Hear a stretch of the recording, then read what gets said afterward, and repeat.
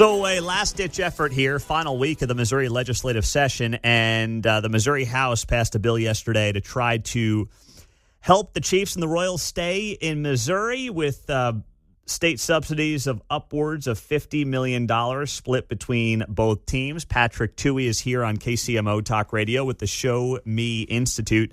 Always great to have him on. All right, my man, let it rip. What do you think? Well, first I have to say this is really awkward because I was going to announce my candidacy for Kansas governor this morning. Well, no one wants to hear Governor that. Collier. We love your hot takes on the Chiefs and the Royals, but Jeff Collier stole your thunder, so you can wait till you can do that next week. I've got some residency issues. Yeah, to I know. I know. So if I were a member of the Missouri legislature right now, I would be furious at what happened yesterday. The governor dropped a bill for them to consider with no apparent advanced warning, although they did circulate a 2-page handout, which tells me that that had to go to print, that had to be laid out.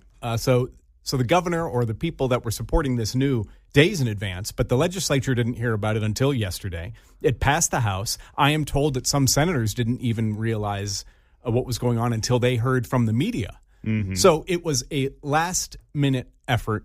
It seems to be more of what we saw in Jackson County last year, which is a rushed effort at the last minute that just didn't have its act together.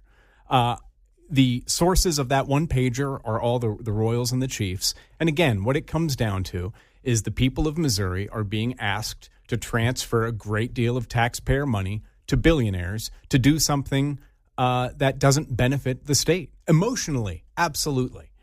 It's great to have teams here. But other than that, there is no meaningful economic impact. So, and obviously, you and I have had this conversation for a long time. What's at stake? Well, this flyer that is called the Show Me Sports Investment Act was handed out to lawmakers yesterday. Says what's at stake is job creation, tourism and visitor spending, tax revenue, and community and social impact. So it's garbage. What? Come on. What are you, not a job creation, tax revenue, tourism guy? What's wrong with you, Patrick Touhey? None of this works. So I could go on for a long time about the flaws in which those economic impact numbers are generated. That's a whole other topic. But listen, imagine that through some act of God, Truman Sports Complex just vanished tomorrow. Poof, it's gone. Both teams are gone. Now, the money that people spend to go to the games, all that economic activity doesn't vanish with it. It goes somewhere else. People go to movies or they go bowling or they do something else. What these studies or what these claims suggest is that if we don't have the teams, we don't have that entertainment spending. It's just untrue. Likewise, if you drop a park into a community, you don't get new spending because people aren't suddenly wealthier. They don't have dollars that appear in their pocket to go to a ball game. They change their behavior. They don't go to the movies or to a restaurant or on that family vacation. They have one more choice. And so again, these claims about job creation, about economic impact are just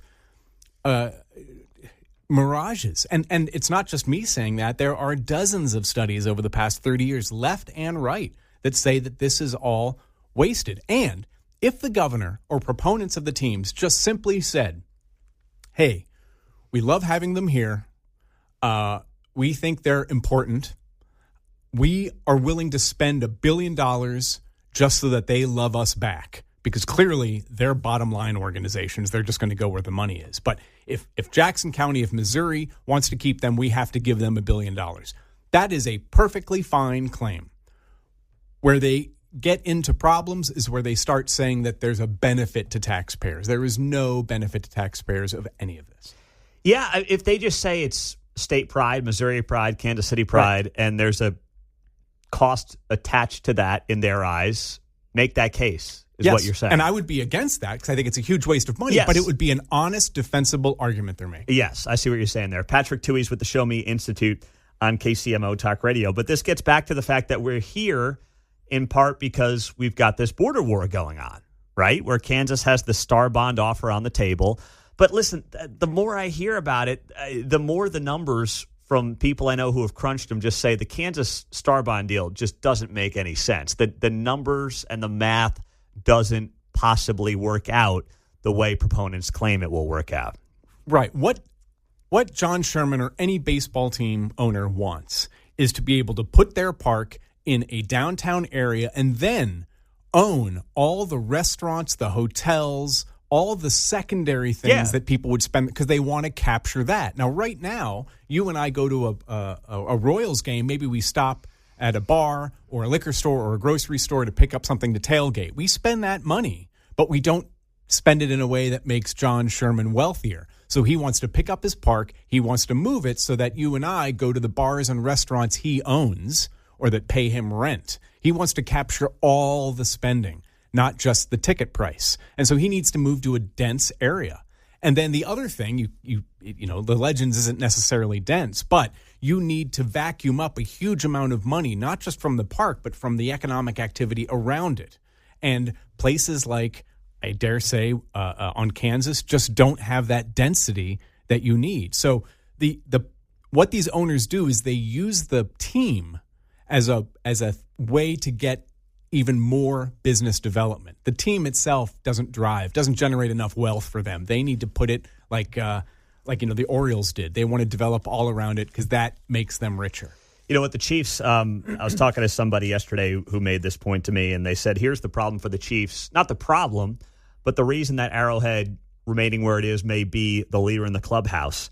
They go build the new stadium in Kansas, regardless of what you think of the Star Bond deal.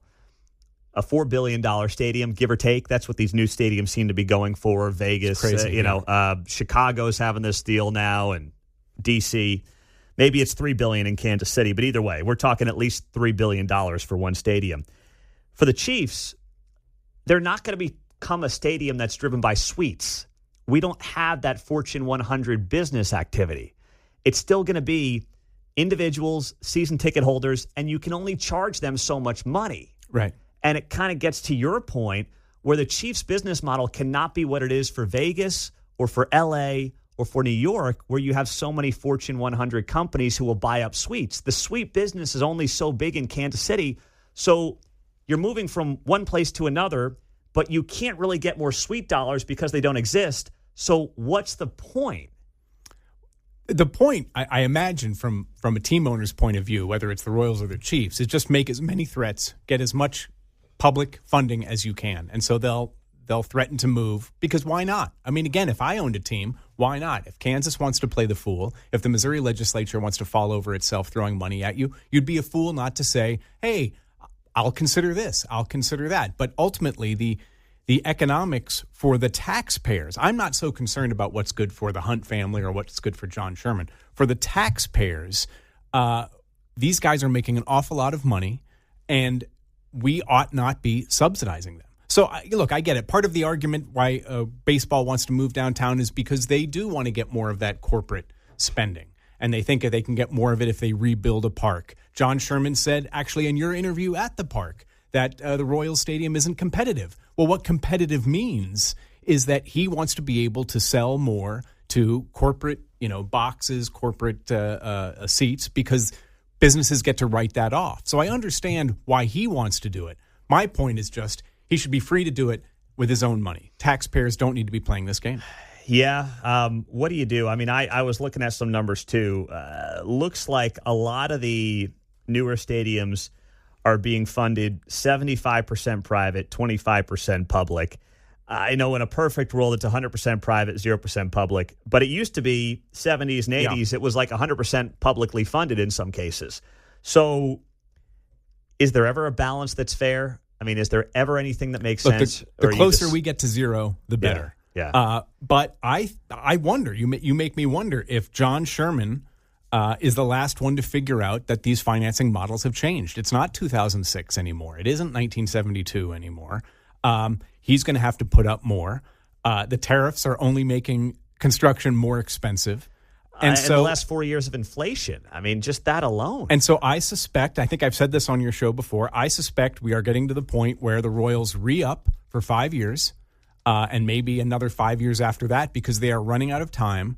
And we hear so much, again, about what Kansas is proposing, what Missouri is proposing. What we don't know is what are the Royals willing to put up? What is their vision? What's their plan? They don't have any. We're letting them just kind of sit back while we grovel and throw money at them. John Sherman just turned 70, man. Time's not on his side. Well, look, the asset is fantastic for his family, I'm sure. But ultimately, what I fear for Sherman or for any baseball owner is that by dragging this out, and we've been at it for years now, by dragging this out without putting up his vision and what he's willing to spend and his investment and putting it in meaningful ways, putting it on paper, you end up with a community that loves its team but hates the owners. And we've seen that all over the country, and my fear is that John Sherman is backing into that model. Well, winning cures all of this, though. Let's be honest. No one hates it. I mean, everyone says they hate their owner till they win. Well, you say that, but then the Chiefs have won a bunch of Super Bowls and then lost this vote. Now, again, I know the Chiefs weren't driving it. I know this was largely a Royals thing. But look, winning isn't a guarantee. We learned that a year ago. No, I agree. Oakland A's new stadium in Vegas, initially projected to cost $1 billion.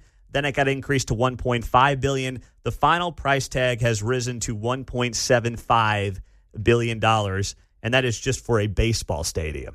SoFi was $5 billion, and that received zero subsidies. Now, again, I understand that SoFi is an entertainment complex, and probably because it was funded by private investors, they wanted to make sure they squeezed everything out of it rather than just a few games a year. So, yes, the prices are going up. The suites are becoming more and more fantastic, and we know from previous research that all subsidies do. It doesn't increase the experience for you and I, or regular game viewers. It increases the experience. They spend more on amenities for the very wealthy, for making the suites even nicer. And again, that may be great for team owners. It's not good for the people of Kansas City. Patrick Touhey, always great to have you on, my friend. Thanks for being here. It's my pleasure. Thank you. All right.